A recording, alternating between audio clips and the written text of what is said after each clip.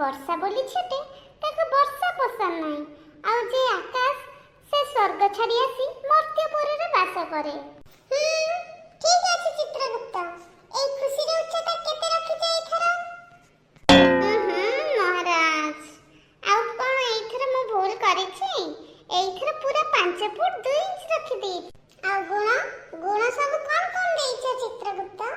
ମହାରାଜ, ଝିଅକୁ ଖାଇବା ପସନ୍ଦ କିନ୍ତୁ ବନେଇ ଆସେନି, ଆଉ ଝିଅକୁ ଗୋରା ଦେଖାଯିବାର ଅଛି କିନ୍ତୁ ମେକଅପ୍ ଆସେନି।